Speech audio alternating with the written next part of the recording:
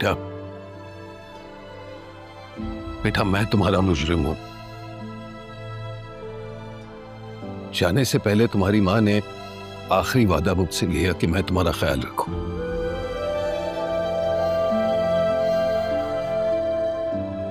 मेरे आंखों के सामने उस वक्त की आखिरी सांसों के साथ तुम्हारा नाम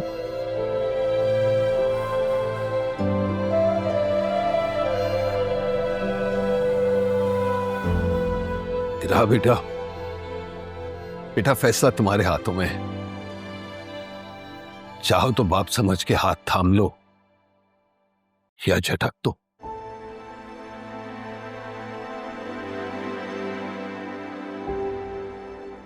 लेकिन राहा को तो हमारे साथ जाना चाहिए ना अम्मी, क्योंकि मुर्शद ने। मैं अपने बाप के साथ जाऊंगी।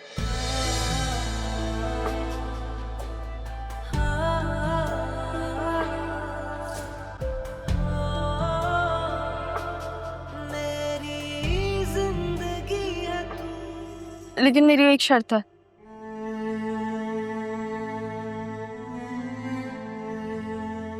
जिस कमरे में मेरी अम्मी इतने साल रही हो, उस कमरे में किसी को रहने मत दीजिएगा।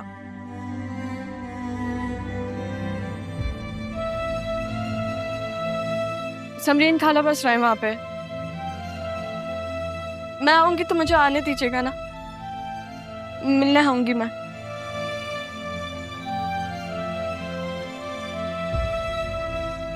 यही शर्त है मेरी, वरना मैं नहीं जाऊंगी। वादा करें आप मुझसे। वादा है बेटा, तुम जब चाहना यहाँ आ जाना।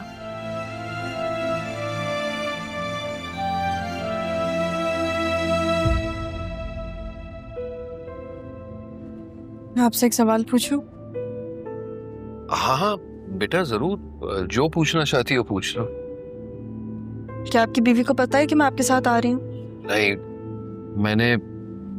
मैंने उसे बताया नहीं है। तुम्हें क्या लगता है मुझे बता देना चाहिए? जो एक दिन में मैंने आपकी पोजीशन वहां देखी, मुझे ऐसा लगता है कि आपको बता देना चाहिए। वैसे कितनी अजीब बात है, लोग जिंदगी भर दुआ करते हैं औलाद के लिए, और मैंने जिंदगी भर दुआ की है उस बेटी को देखने के लिए जिसे मैंने नजर तक देखा भी नहीं है। और अब जबकि वो मेरे साथ है, मुझे अपू पुकारती है, मैं उसके लिए कुछ भी कर सकता हूँ। अगर मैं सच बोलूं तो आपके घर इतना रुकूंगी नहीं मैं। थोड़े दिन में चली जाऊंगी हॉस्टल। अभी भी मैं आपके साथ इसलिए आई थी क्योंकि अगर ना आती तो अरमान अपनी रिसोर्सेज यूज करके कुछ ना कुछ करके वो मुझे वहां से निकाल ही देता।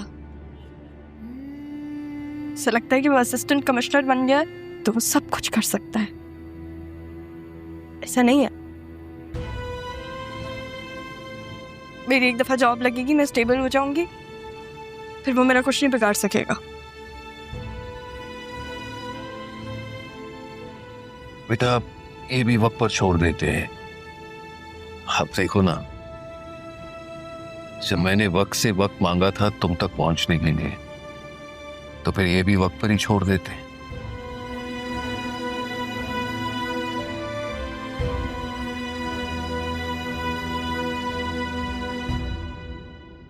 आओ बेटा, तुम ये सामने वाले कमरे में सो जाओ, अम्मा का कमरा है। जी पता है, पहले आ चुकी हूँ। सब सो गए? हाँ शायद। वैसे तुम्हें भूख तो नहीं लगी? लगेगी तो कुछ फ्रूट से ले लूंगी। अच्छा तो फिर ठीक है, जाकर आराम कर लो, सुबह मिलते हैं। सुबह मुझे काम पे भी पहुंचना है। और ये बताओ कि तुम्हारी जॉब कब से शुरू हो रही है?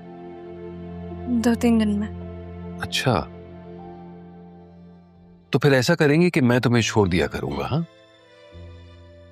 तुम अपना एड्रेस मुझे सेंड कर दो। लेकिन आप तो नाना जान के पास जॉब करता। नहीं, दरअसल उस दिन जब तुम्हारी अम्मी मिली थी तो उन्होंने कहा कि मैं नौकरी छोड़ दूं। जमील भाई इस बारे में बिल्कुल नहीं जानते थे, तो उन्होंने रिक्वेस्ट की कि जब तक तुम्हारा निकाह नहीं होता, उन्होंने ही मेरी ड्यूटी वहां लगाई थी। सोचता हूं अच्छा हुआ या बुरा, मेरी बेटी तो मुझे मिल गई, और फिर तारा से माफी। बहरहाल देखो, तकल्लुफ की कोई बात नहीं है, ये तुम्हारा ही घर है। भूख लगे तो फ्रिज से कुछ निकाल लेना।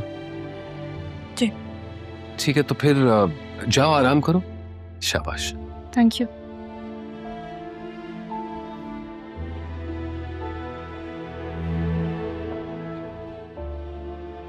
अगर अरमान ने नहीं मना किया होता ना, तो बता देता इसे कि वसीम ने मुझे थाने में बंद करवाया था। खुदा अरमान को लंबी उम्र दे।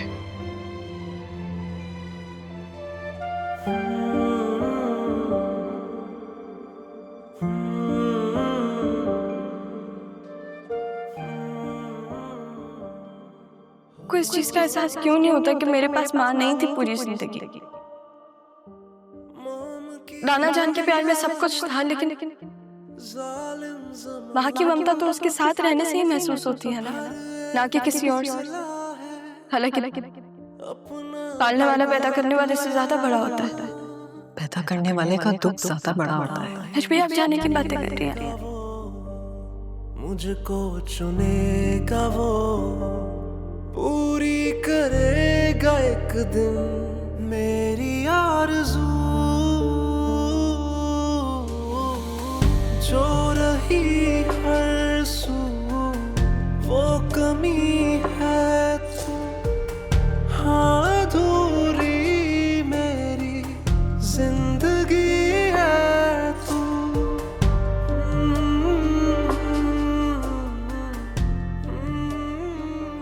नाना जान भी मुझे छोड़ के चलेगा, आप भी चली जाए, वैसे भी मुझे अकेले रहने की आदत है। नहीं, अगर तुम कहोगे तो मैं कहीं नहीं जाऊंगी। मैं नहीं चाहती कि आप जाए, लेकिन तुम यूं मुंह छुपाकर मत बैठो रहा। मुझसे जो गलती हुई उसकी सजा काट ली है मैंने, मगर तुमसे तो कोई गलती नहीं हुई ना। तो निकलो और सामना करो, अपनी माँ जैसी मत बनो। तुम वो बनो जो पापा चाहते थे।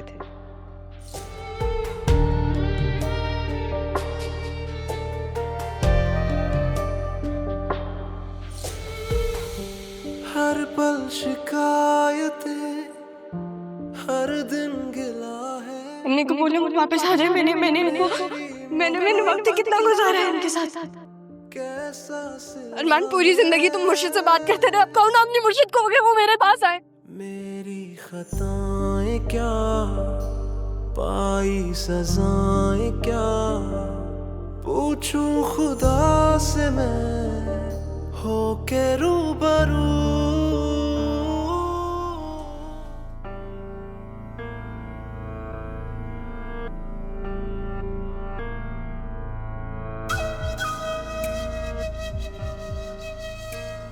कबीर,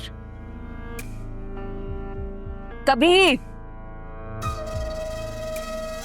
कहाँ थे तुम? कब आए हो? सोने दो मुझे। सोने दो। इतने दिनों तुम्हें ये ख्याल नहीं आया कि घर में 2 औरतें मौजूद हैं, उनका भी कोई हक है। जौहर साहब को तो ख्याल ही नहीं है, और अगर मैं पूछ रही हूं तो कोई जवाब भी नहीं है तुम्हारे पास। है कोई जवाब?